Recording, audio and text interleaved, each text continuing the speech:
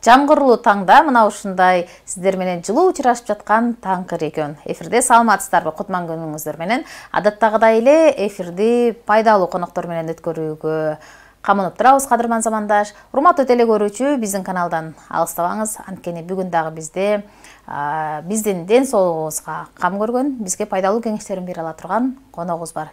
Коногуңар ким деп турган болсоңуз, анда бүгүнкү конок менен тааныштырып өтөйүн. Стоматолог, ортодонт Куттубек Шакенов мырза бүгүн бизде конокто. Саламатсызбы? Саламатчылык. Кош келиптирсиз студиябызга. Кош келип алдык. Дегенде ыраазычылык билдирем, атайын таңкы убактыңызды болгондо дагы жылуу оронуп, жамгырда үйдө жаткың келет го. Ошол учурда биздин эфирге келип бергендигиңиз үчүн ыраазычылык билдирем. Эми стоматология өзү багыттары бар да. Кандай бөлүнөт, бизге айтып берсеңиз. Бизге стоматолог десе эле баары эле тиш доктуру элестетилет да. Биз стоматологдор негизи 4кө бөлүнүп кетебиз.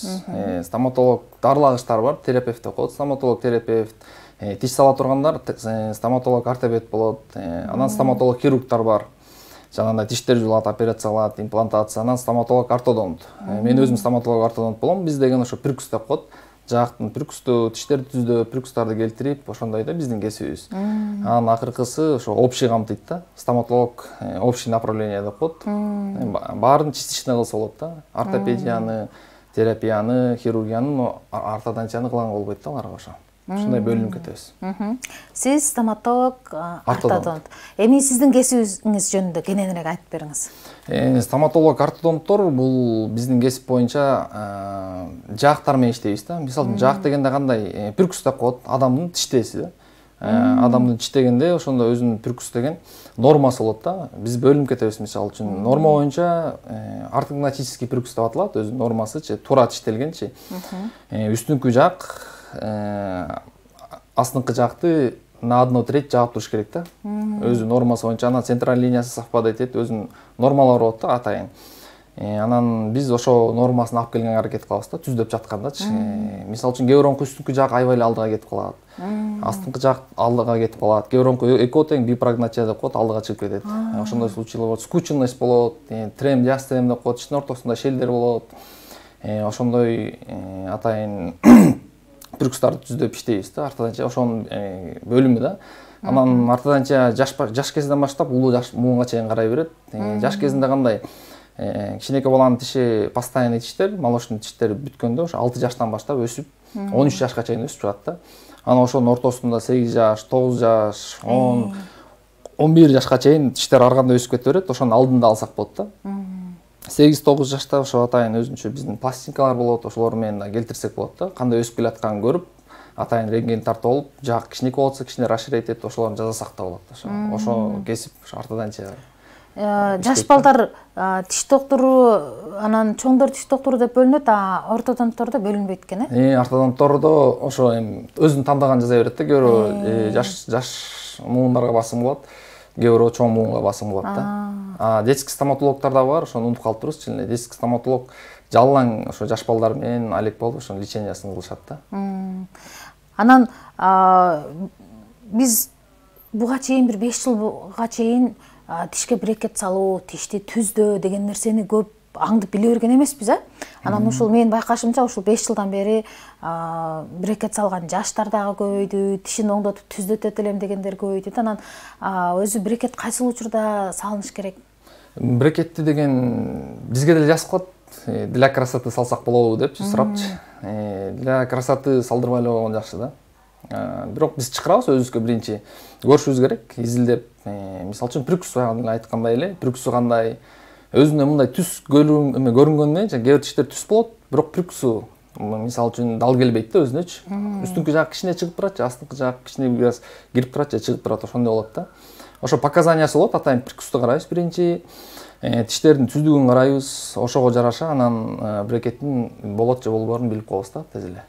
Мисалы, тиштер артка кирип кетет же сыртына чыгып кетет, эки тиши же бир тиши, анан чындап эле ошол тиштерди брекет менен оңдоп ордуна алып келсе болобу? Болот, аларды жасаса болот. Атайын брекеттин өзүнүн брекет бул өзү эле эмес да, брекеттин ичинде өзүнүн атайын пружиналары болот, резинкалар болот, эластик деген, ошолор менен тартып түздөп келтирет да ортодонт. Ошону Бул брекет деген бул бир күндүк нерсе эмес да, бул 1 жылдык, 2 жылдык, 3 жылдык болуп кете берет да. Канчалык сложный болсо, ошончолук жылы көбөйүп кетет ошол себептен. Менин угушум боюнча, мисалы, башында тишке брекетти кадагандан кийин кайсыл бир убакытта барсаң, эме сиз айткандай пружинасы бар деп атпайсызбы? Бурап тартып берет деп уккамда, чын эле ошондойбу? Ай сайынбы же бир убактысында барса сиздер аны бурап же ушундай бир нерсе кылып турасыздарбы деген? Коррекция брекетов деп коебуз. Корректировка сөзсүз керек да. Кээ бир пациенттер балким койдуруп алып 3-4 ай бою жок болуп барбай жүрө берет. Андайда результат жыйынтык болбойт да. Ал 3 жылдын ордуна бир 7-8 жыл кийип калышы мүмкүн да. Өз убагында келип, мисалы үчүн 3 жума сайын же 1 ай сайын келип тартып турат да. Ошондо деген пружинаны активация деп коет, пружинаны күчөтөбүз, жанагысын кесип алып, резинка менен чоюп тартабыз, ошолордун бизге иштегенге жеңил болот да. Ай сайын келип өз убагында көрсөтүп турса, ошо сөзсүз керек да. Ансыз результат жакшы болбойт. Негизи тиш же артка же ичке кирип кеткен эмне себептен болот? Мунун себептери көп. Мисалы үчүн ар бир тиш өзүнүн убагында түшүш керек да. Молочный тиштер деп коебуз. Алар деген мисалы үчүн бизде азыр көп кичинекейлерге таттуу бере беребиз көбүрөөк. Анан ал тиштер бат-баттан чирийт. Бат-баттан чириген себебинен ал мисалы үчүн 4 жашта түшө турган тиш мисалы үчүн 2 жашта, мисалы үчүн өсүп чыккандан кийин 3 жашта түшүп калды деп коелу. Анан ал жакка ал түшүп калгандан кийин анын жанында 2 тиш кичине мындай кызылат да, местасын кызып калат. Анан кийин келечектеги жана постоянный тишке ал кадимкидей эле мешать этет. Анткени 2 тиш кызып турса, мисалы үчүн ал сыртынан чыгат, либо ичинен чыгат да. Вот. Андан да причиналардын бири кээде молочный тиштер түшпөй калат. Түшпөй тура берет, ушундай бекем болуп калат. Ордуна анан биз байкабайбыз, срогун өткөзөбүз. Мисалы үчүн 5 жашта түшө турган тишиң 7 жашка чейин турса, анан баягы ичиндеги турган тиш ошону түртүп чыга албай, сыртынан же ичинен чыгып кетет. Кээде баягы сыртынан тиш чыгып калганда демек. Ошол себептен молочный тишти убагында алып койгондо, мисалы үчүн 5 жашта же 6 жашында, ошо 6 жашында башталат да, постоянный тиштер өсүп чыгып, анан ошондо тиги өзүнүн ордуна түшүп кетмек. Ал тиги 8 жашка чейин турат, ордуна элеп коюп, ошол себептен болбой калат да, чыкпай калат. Ошол себептердин бири. Анан генетика да роль ойнойт да бул жердечи. Үй бүлөсүндө постоянно ушундай кайталанып жүрсө, чоң атасы, апасы болуп, ушул да влиять этет. Основной 2 причинасы ошо жана жулунбай калган убагында, анан эң биринчи причинасы ошо жана батыраак түшүп калган да. Курт жеп түшүп калган, ал жерде местасын кысып калган тиги тиштер, анан тиги ичке чыгат же сыртка чыгат, ошол да себептери. Демек биз балдарыбызды тиши таза болсо дагы, түшсө түшпөсө дагы жаш балдардын тиш докторуна алып барып турушубуз керек экен да? Детский стоматологко алып барып турсаңар жакшы болот. Ошо өсүп жатканда көрсөтүп, профилактический осмотр деп коет, ошого барып көрсөтүп, рентген тартып, кайсы тиштер кандай экенин байкап коюп турсаңар болот да. Жок дегенде 6 айда бир барып көрсөтсөңүздөр болот. Кайсы тиштердин өзүнүн срогун айтып берет. Бул постоянный тиш, молочный тиш деп ошону контролдосо болот да. Өз убагында алып барсаңар. Канча жаштан баштап өзү брекет салынат тишке? Брекетти биздики 12-13 жаш деп айтылат. Анткени ошо 12-13 жашта тиштер постоянный тиштер өсүп чыгат да. 7-чи тишке чейин өсүп чыккандан кийин салынат деп. Но случайлар болот, кээде эртерээк сала турган. Мисалы үчүн бир эле кылык талалы, кылык сыртынан өсүп келатат, мисалы үчүн 10 жашта дейли. Анын деген эртерээк брекет салып местасын жасап кое турган болсок, ачыпчы ал өзүнчө түз өсүп чыгып калат да. Уру тиш деп коет го, сыртынан чыгып калатпы, ошону алдын алса болот да. Атайын ошондой исключение болот, случайлар. Ошондой ситуацияда эртерээк койсо болот, ошолорун жасап кетсе болот. Аны да биринчи көрүшүбүз керек да. Эң жакшысы бирок тиштер өсүп чыккан менен жасаган жакшы, анан бирок жана исключенияларды да койсо болот. Уру тиш, биз сиз айткандай өйдөгөн чыгып келаткан тишти уру тиш деп коебуз да. Чыгып келатканын көргөндө эле алдын алып алдын ала ошону өстүрсө болот брекет менен. Ошо местасын жасай калып, ал өзүнүн ордуна түшүп калат, ошону жасап койгондон кийин алып койсо болот да, брекетти кайра аккуратно түшкөндө. Кимдерге салса болбойт? Брекетти болсо жаш жетеликтерге салганга болбойт. Мисалы үчүн биз көрүп турабыз дейли, 8-9 жашта тиштер полный өсүп чыга элек. Мана ошол ситуацияда брекет болбой калат да. Анткени өзүнүн брекеттин дуга деп коет, ичке зымы. Тиштер өтө алыс болгондо ал чайнаганда чыгып кете берет да тиштерденчи. Ошол себептен болбойт. Анан брекетти улгайып калгандары мисалы үчүн биз рентген тартып сөөгүн карайбыз да. Ошондо деген атрофия кости деп коет, сөөгүп чөгөт да. Возраст өткөн сайын кээ жаш убакта деле чөгүп калат, анан сөөгү чөгүп кеткенде мисалы үчүн тиште ошо сөөгүк тамырларды кармайт да. Анан ошонун деңгээли ылдый болуп калганда ошол ситуацияларда болбойт. Анткени тиштер катыбай калышы мүмкүн да, шалактапчы. ар кандай ситуация болот. Андан тышкары жанагындай воспалительный учурда мисалы үчүн тиш ириңдеп жатса койгонго болбойт да.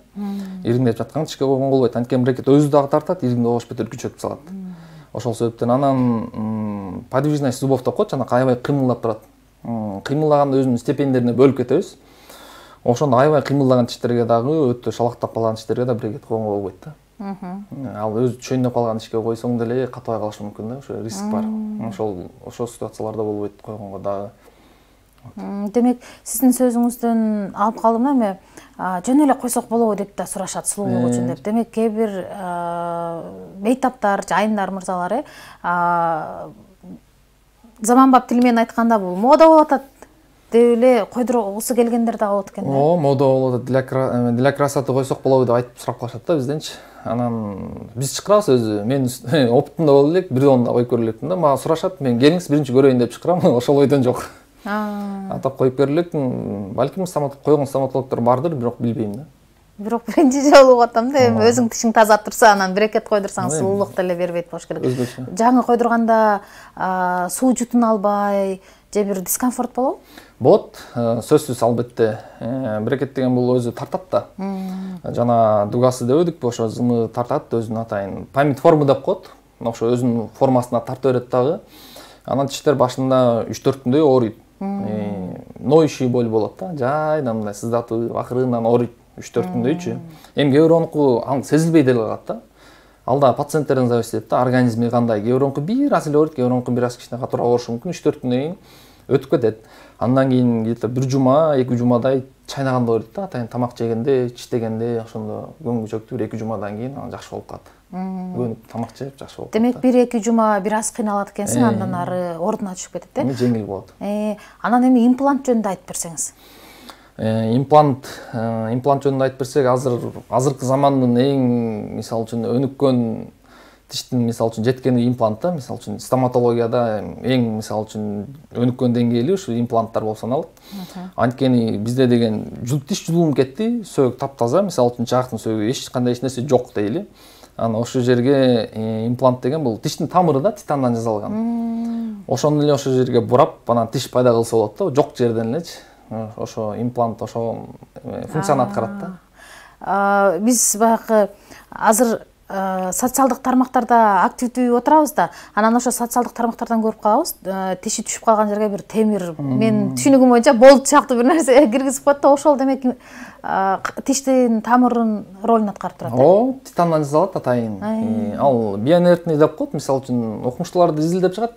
Биздин жаактын сөөгүн алат да, биосовместимый деп коет, ошо сөөгүк менен жакын болуш керек да, максимальначы. Өткөрүмдүүлүгү, ошо сөөгүккө мисалы үчүн имплантты бурагандан кийин атайын напылениеси болот бетинде. Сөөгүк менен ошо биздин жаакка сөөгүк киргенде бетине өсүп кеткенде болупчу. Имплантка өсүп жабышып кармап калат да. Анын түшүшү да аябай оор, мындай жула албайсың да анын имплантты дагычы. Кесип эле чыгарбасаң ал жерде аябай бекем болуп калат. Чайнаганда да жеңил да. Катуу нерселерди жей берсең болот, мисалы үчүнчү, имплант мененчи. Протез эмес да, чыгып кеткендей, жана шалактагандай. Ошон үчүн имплант эгерде приживление болсо, бул аябай жакшы нерсе. Имплант деген демек тиши түшүп калган жерге кайра тиштин тамырын орнотуп тиш салуубу, Ооба, тиш салуу. Кимдерге салса болбойт анда? Анда имплант салаардын алдын биз деген мындай тщательно изилдешибиз керек. Азыркы заманда компьютерный томография деген чыккан, КТ 3D рентген да. То есть сөөгүктү деген 3D размерде көрсөтүп берет. Ширинасын, талшынасын, анан ылдыйкы жакта нервди дагы, үстүнкү жакта гайморо, пазуха деп ошолордун баарын изилдейбиз да. Анан импланттын өзүнүн размерлери болот. Сөөгүккө жараша биз биринчи көрөбүз. Сөөгүк эгерде жетиштүү болсо, имплант бураса болот. Жетиштүү болбой калса, алындагы уже чыкканда эме деген биокость дегенчи, атайын өзүнчө сөөгүктөр болот. Биринчи алдын ошо менен жасап туруп, мисалы үчүн имплант болбойт десе дагы, ошо сөөгүктөрдү мисалы үчүн алып келип орнотуп, атайын имплантка сөөгүк орноткондой кылып жасап салып атышат да.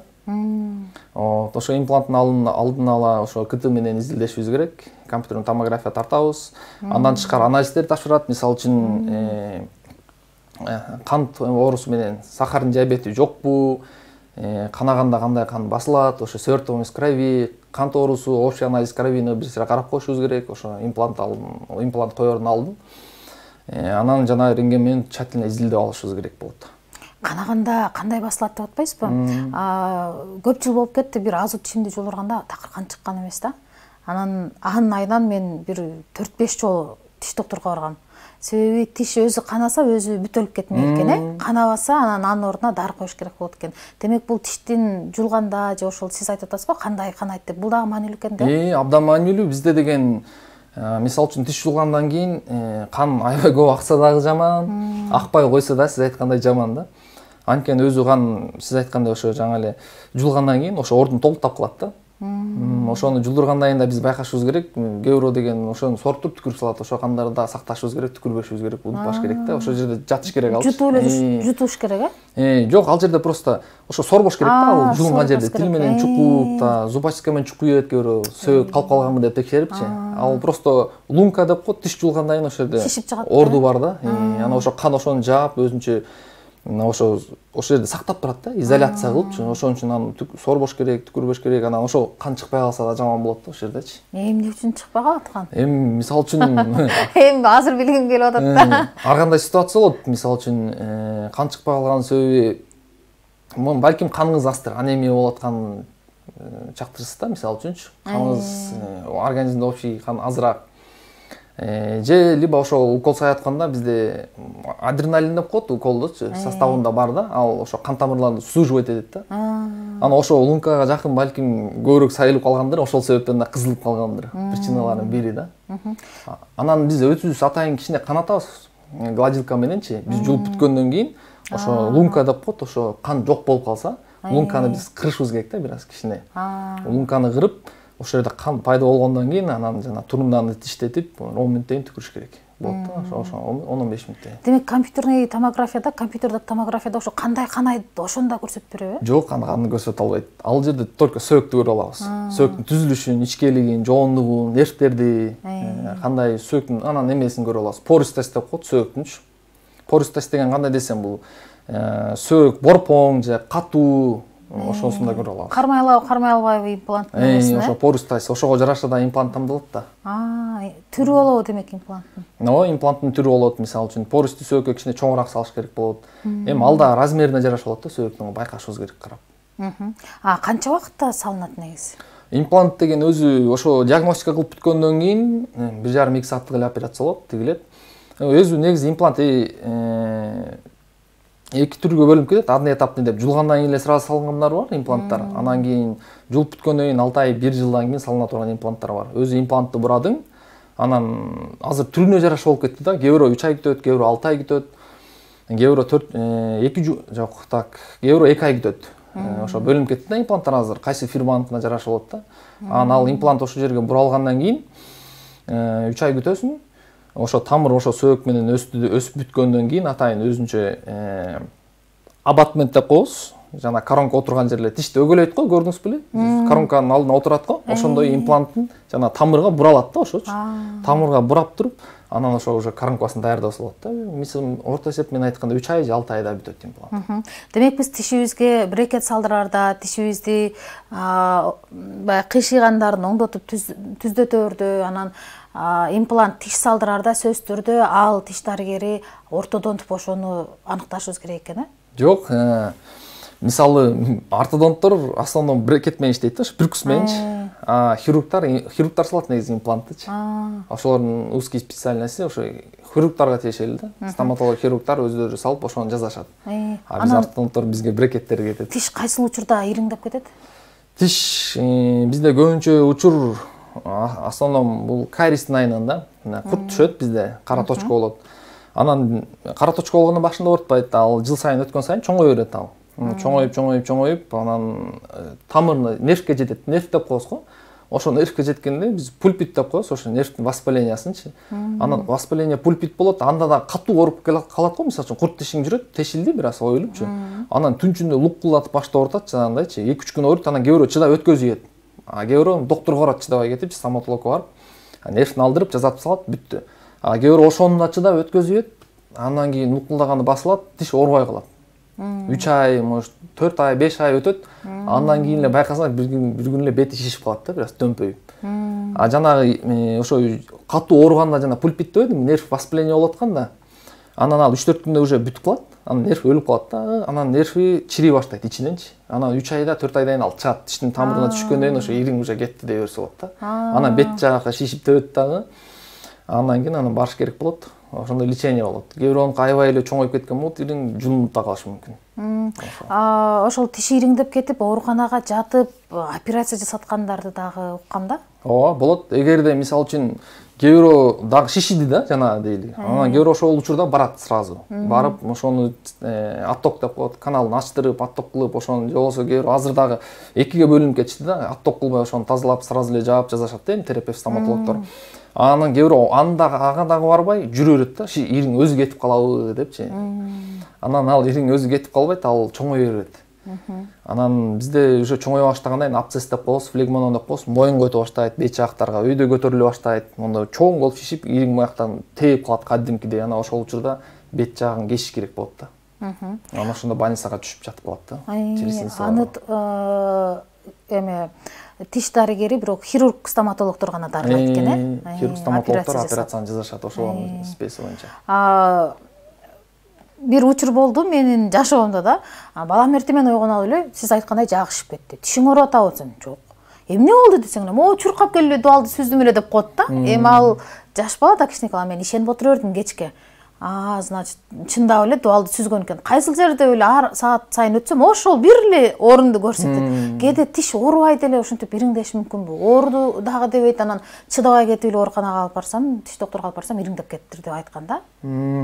Эч оорубайт эле ириңдеши мүмкүнбү негизи? Эми негизи бул жана ириңдин себеби биякта тиш болду да. Тиштин тамырында ошо воспаление болуп, ириңди пайда кылды дейли да. Анан ал жерде деген ар кандай эле болушу мүмкүн, эми травмадан деле сиз айткандай болушу мүмкүн, ириңчи катуу удар болуп калып, ошол жер воспаление болуп, ириңдеп кетиши мүмкүн да, катуу травма делечи. Же болбосо ранадан деле мисалы үчүн бир нерсе менен чук калышы мүмкүн. Анын башында инфекция болуп калса, мисалы үчүн бетинде эле случайно чубук кирип кетти дейли да, ичке эле чубук, тереңирээк кирип кеткен болсо, анын бетинде бактерия болушу мүмкүн. Ошол себептен деле бети шишип ириңдеп кетиши мүмкүн да. Зым кирип кетсе, ар кандай ситуация болот да ошо. Анан биз заманбап тил менен айтканда баарыбыз ушинтип түшүнүп калдык. Тишти тазалатыш керек, чистка зубов деп эле бир жылда бир барыш керек дейт го. Анан ошол тишти өзү эмне үчүн тазалап турушубуз керек? Баягы майда кара таштарын түшүрүп туруш керекпи же эмне үчүн тазалап туруш керек? Чистка зубов деген ошо туура эле бул бир жылда бир сөзсүз барып туруш керек. Анткени ошо таштар деген чогула берет да. Бардык эле адамдар биз идеально жуа албайбыз да. Кээ бир жерлери калып кетет, ошо калып кеткен жерден налет пайда болот. Налет бара ташка айланат да. Ошону тазалап турушубуз керек. Аны тазалатпасак, бизде айта берет го, диснам канай берет депчи. Дисна канаганда ошол себептен болот да, таштар чогулуп калган. Жууса эле диснасы канай берет, анан оош бетер ал канабасын деп жуубайт, анан ал жеринен курт түшүп кетет да, дальшечи оюлуп. Ошол себептен бир жылда бир барып турса, таштар тазаланып турса, ал жерде деген воспаление да болбойт да, диснасы да кызарбайт, таза болот, таштар да болот, анан ар кандай запахтар да болбойт да оозточу. Ошо таштардан да запах чыгат да. Ошону алдын алып бир жылда бир барып чистка кылып, анан ошого жараша да оозто кариестер түшпөдүбү карап турат да. Тишке зыяны жок, тишти тазалоо. Тишке зыяны жок, анткени ал ультразвуковой аппаратта өзү вибрация болуп иштейт да. Өзү мындай кыймылдап турат, вибрация болуп таштарды чаап эле чүрөт да. Эмальди оюйбейт, чукуйбейт. Ошо атайын өзү да суу чачып турат, ошо менен акырын тазалап коет. Тишиңди барып тазалата берсең, тишиң сезгич болуп калат деп айтышат го. Бир жылда бир барсаңыз эч нерсе болбойт. 6 айда бир барсаңыз деле эч нерсе болбойт, сезгич болбойт. Тишке такыр терс таасирин тийгизбейт экен. Только пайдасы болот. Анан кайсы учурда тиш саргарып, өңүн өзгөртөт? Эмне болгондо? Биринчи эле себеби чала жууганда. Чала жуугандардын тиштери саргаят да. Мисалы үчүн жууганын өзүнүн да нормасы болот, методикасы болот, убактысы болот да. Ошону соблюдать этишибиз керек. Бизде стандартный методика чистка зубов деп коет. Азыр интернетте ачса толтура жерден чыгат. YouTube'дан видеолор бар, Google'дан жазса деле чыгып берет сүрөттөр мененчи. Анан 3 мүнөт жууш керек тишти өзүнүн нормасы боюнча. Ошо стандартный методика менен 3 мүнөт жууш керек. Анан сөзсүз жатарда жууш керек тишти. Анан эртең менен тургандан кийин завтрактан кийин жууш керек. Биздики тишти тура калып туруп жуйт дагы, анан тамак жеп алып, тамактын калдыгы калып кетет. Анан жумушка кетет, жандан ары жумуш. Ошо менен калып кетет. А бизде наоборот, эртең менен тамакты жедиң, завтрак кылдың, ошо тамактын калдыктарын жуушубуз керек да.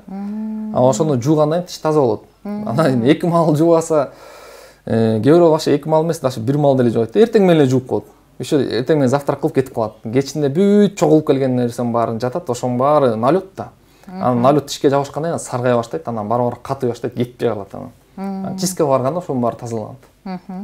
Анан ошол биз тишибизге үйдөн өзүбүз курт түшпөш үчүн, тишибиз сынып калбаш үчүн, тишибиз жакшы сакталыш үчүн эмне кылышыбыз керек? Мындай тиш доктуру катарында кеп кеңеш бербейсизби? Бизге эң пайдалуу деп ушу тишти жуушубуз керек 2 маал. Сиз айткандай эле кечинде жатарда, анан эртең менен завтрактан кийин. Биздин колубуздан ошо келет да. Мисалы үчүн жөнөкөй жарандар ошону эле кылышыбыз керек да. Таза ошону ал менен аткашка керөө кечиндеги жумуштан чарчап келет, жугусу келбейт. Эрин баары жуушубуз керек жатарда, сөзсүз. Анткени чогулуп келген нерсенин баары таң аткычакты чирип атпайбы? Ошону эринбей эле 2 маал жууганга өтүп алса, тиштер жакшы сакталат. Ошо эң самый главный ушу да.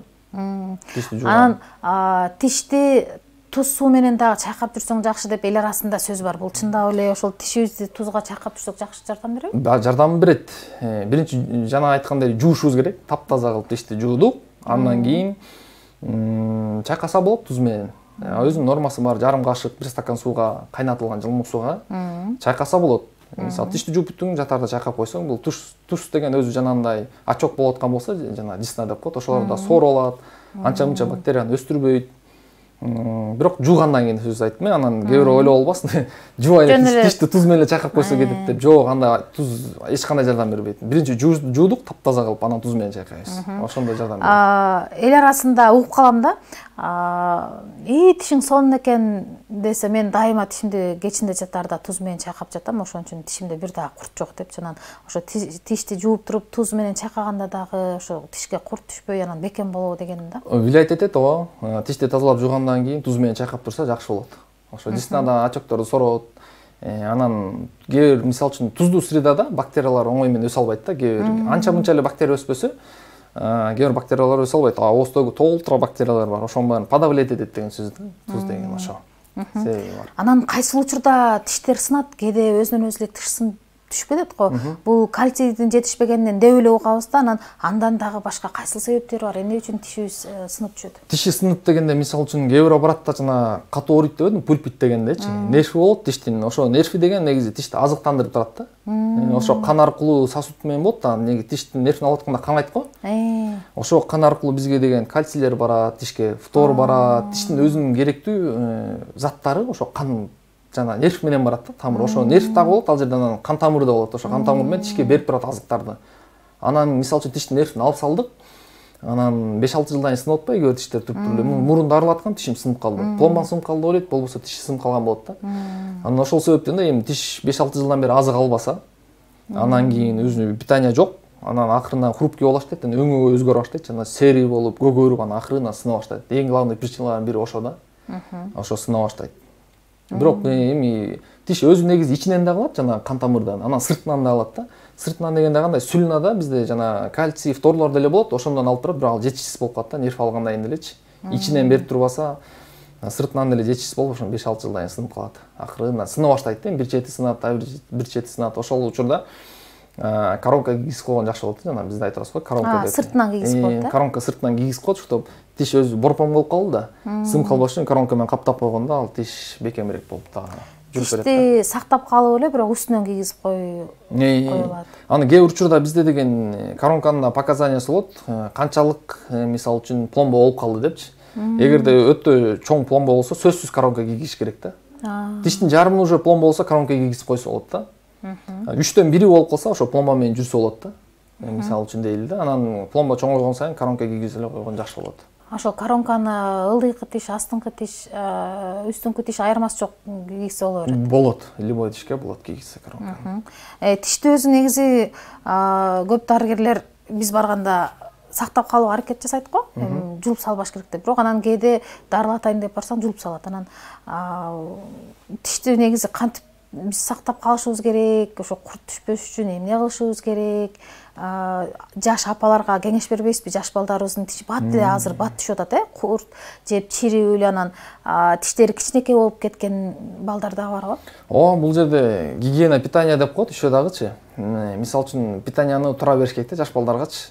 Күнүгө чупа-чупс таттуулар бере бербеш керек. Редко берсе болот, анда-санда газированный жана кола фанта дегендерибиз бар го, ошо таттуу, ошолор да тишти өлтүрөт. Таттуу жанагындай өзгөчө чупа-чупсты жакшы көрөт го, аябай өлтүрөт тишти алдагычы. Ошол себептен ошондой таттуу нерселерди азайтыш керек да, бир топ элечи. Ошону аябай азайтып, ошондой таттуу нерселерден алыс кылышыбыз керек. Анда чанда берип турса болот ошо таттуу нерселерди. Бала негизи көндүрүп койсоң капризнол ыйлай берет да, ошол себептен анан башынан эле азастан бери көндүрүш керек да. Ошо самый причиналардын бири. Анан бизде деген тишти 6 жаштан же 10 жаштан жууп баштайт да көрөчү. Негизи ошо тиш биринчи өсүп чыккандан баштап да, мисалы үчүн биринчи тиш 1 жашта өсүп чыгат да, мисалы үчүн. Евроңку 8 айда чыгып атпайбы жана эки тиштери. Ошо тиштерди жанагындай марли менен колго атайын макайтып алып, ошо эмизгенден кийин эле ошо тиштерин ачып туруш керек, ошону алыптынчы. Ошондон башталат негизи, 1 жаштан башталат тиштин. Тиши чыгып баштагандан баштап эле. Кайсы тиши чыкты ошондон баштап. Анан кийин дагы бир аз тиштер өсүп аткандан кийин андан пальчикке кийген узун щоткалар болот, кичинекей башымдай. Ошолор менен да жууп баштайбыз да. Өсүп канчалык тиш көбөйгөн сайын ошо щоткалар. Андан кийин уже 2,5-2 жашка чыккандан кийин уже бир аз өзүнүн возрастной щоткалар болот, ошо менен жууп сактаса болот да, негизи алдын алып. Колго кийген силикон щоткалар болот экен да. Колго кийген щоткалар болот кичирээк жашкачы. Андан кийин өзүнчө бир аз жашы чоңойгондон кийин тиштер өсүп калат го 2,5 жашта. Атайын жумшак щоткалар болот, ошо менен жууп көндүрүп жакшы караш керек баланыкын. Ошондо алдын алат да. Эң биринчи кезекте таттуу нерсени аз беришибиз керек. Таттуу нерсени азайтышыбыз керек, анан жууп башташыбыз керек. Налетту чогултпай, ошондо тиштер жакшы сакталат. Мен телекөрүүчүлөргө маалымат алып берүү менен биргеликте өзүм дагы ошол тишке керектүү көп маалыматтарды алдым сизден. Билбеген нерселеримди үйрөнүп алдым. Көрсө мындай турбайбы, муну туура эмес жасап жүрүп турмун деп, жанан колго кийген щотка дегениңизди биринчи жолу уктум да. Мен мурда угуп көрбөй турмун. Аябай таң калып атам азыр. Көрсө биринчи тиши чыккандан баштап эле же бизге педиатрлар дагы айткан эмеспи, билбейм, колго кийип тазалаш керек деп. Педиатрлар негизи алар да окуйт стоматологический медициналык канча 2-3 курсунда алар да барып, биздин стом центр деп коет, медакадемиядачы. Ошо 5-этажында детский стоматологияда алар да билим алышат да. Ошондо жалкоолонбой окуп коюш керек да, кичине кайсы тиш канча жашында өсүп чыгат, келгенде билип, кайсы тиш кайсы жашында түшүш керек. Педиатрларга көп барат да, мисалы үчүн ооруп калганда, анан ошондо байкап карап койсо болот да, мисалы үчүн 6 жашында уже түшө турган тиш 8 жашка чейин жүргөн болсо, уже не норма да, 2 жыл ошол жерде кармап атат, ошолорду байкап койсо болот, негизи аны окуп билсе кылса болот да, жанагындай маалыматтарды алып угуп. Демек ар бир сүт тиштин өзүнүн түшү, мезгили болот экен да, өзүнүн убакыты согуш керек экен, аны деген врач билиш керек. Детский стоматолог алып барганда билет. Педиатрлар деле окуйт ошону, бирок эми алар анчалык мындай терең окубайт да. Поверхностно деп коет, ошондой окуп кетишет. Баарын базасына киргенде. Рентгенге түшкөндө ошол кайсыл тиши сүт тиши, кайсыл сүт тиши түшө элек, ал сүт тиши түшсө ордуна кайсыл жерден чыгат, анын баарын көрсөтүп берет, Ооба. Эмне деп аталат ошол? Мисалы үчүн бизде деген прицельный рентгендер бар, кичинекей. Эки тиштин областын көрөт да. Ошо менен мисалы үчүн биз баардыгын тарткыбыз келбесе, мисалы үчүн облучение алып берет да, мисалы үчүн рентгенден делечи, бир аз болсо да зыян. Анан биз ошо именно бир эле кичинекей область жерди көргүбүз келсе, эки тиштикен прицельный рентген тартсак болот да. Эгерде биз общий жанагындай баарын көрө турган болсок, панорамный рентген деп коет, ошо прицельныйдын чоңу, баардык тиштин баарын камтыйт да, үстүңкү жак, астыңкы жак менен бүт баарын көрсөтүп берет, панорамный рентген деп аталат ал. Ошо менен тартып билип алсак болот. Уже анда бүт баары билинет. Үстүндө тиштер, молочный тиштер, үстүндө постоянный тиштер, астында молочный тиштер баары каяк жагында бүт көрүнүп турат да, ал рентгенде. Рентгенден баарын көрсөтүп берет, ошого жараша анан дарылоо жүргүзөт, же болбосо брекет кийгизүүнү ошондон билесиздер, бул тиши түшө элек, бул убакытта келгиле деп. Ошо менен эле карап билип коебуз. Андан тышкарыда брекеттин өзүнүн рентгендери болот, ТРГ деген. Брекетке компьютерный томографияны деле тартып карасак болот. Ар кандай бизде случайлар болот да. Ретинированный зуб деп коет, мисалы үчүн жаакта өспөй калганда. Биз айтып атпайбыз жана молочный тиш депчи. Молочный тиш мисалы үчүн 15 жашка чейин туруп калганда, анан тиги тиши сыртынан да, ичинен да өсүп чыккан эмес, сөөгүттө калып кетет. Анан ошол учурда биз компьютерный томография тартышка туура келет да. Ал тиш ичкерээк жайгашканбы же сырткараак жайгашканбы, кийин келечекте местасы жана бар да, тартып атканда каягынан доступ жасайбыз да. Операция кылып доступ жасап тишти тартабыз да бери көздөйчү. Ошондо ошого аябай жардам тиет да, КТ менен, 3D рентген менен трехплоскостях полный көрө алабыз да. Жакшы. Демек өспөй калган тиш дагы болот экен да. Болот. Анан аны сүт тишти жулуп салып кайра ордуна чыгарып өстүрсө болот да? Болот. ошондой жасайбыз. Ортодонтторго тиешелүү да ушу кесип. Ушу область именно бизге тиешелүү жасайбыз ошондой. Канча убакыт кетет эми ага? Ал көп фактордон зависит этет. Мисалы үчүн биз компьютерный томография тартканда тиш өйдөрөөк болуп калса, мисалы үчүн дейли да, ылдыйраак эмес, анан сөөк көбүрөөк болуп калса, ал түшө турган жергечи көбүрөөк убакыт алат да. Анткени тиш деген ошо сөөктү мисалы үчүн акырындан өзү жеп келип, анан чыгат да сыртты көздөйчү. Ошон үчүн ретенированный тиштер бир 3 жыл, 2,5 жыл кетет да. 2 жыл, минимум 2 жыл, кээде 4 жылга чейин барат. Вот. Анан тишти тартканда да билинет да, бери көздөй тартып келатканда дагы ошондон. Анан брекет койгондо же үстүңкү тиштерге же астыңкы тиштерге бир эле тарабына койсо болобу же эки тарабына тең коюш керекпи? Брекетти деген основном эки жакка коюш керек болот. Анткени деген биз брекет өзү деген расширять этет да. Жакты расширять этип тиштедир да өзүнүн зубной рядты да расширять этиши мүмкүн да.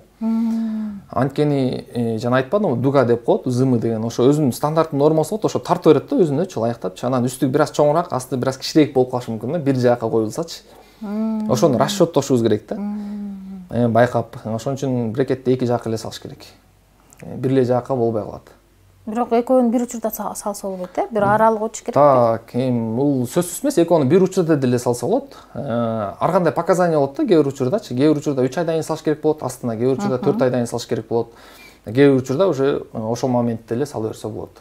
Асты үстүн тең. Ал эч нерсеге билет этпейт. Просто кээ бир учурда үстүнө салыш керек болуп калганын себеби үстүнкү тиштер аябай кыйшык, анан астыңкы жактын жана салына турган брекеттердин ордун жаап алат да.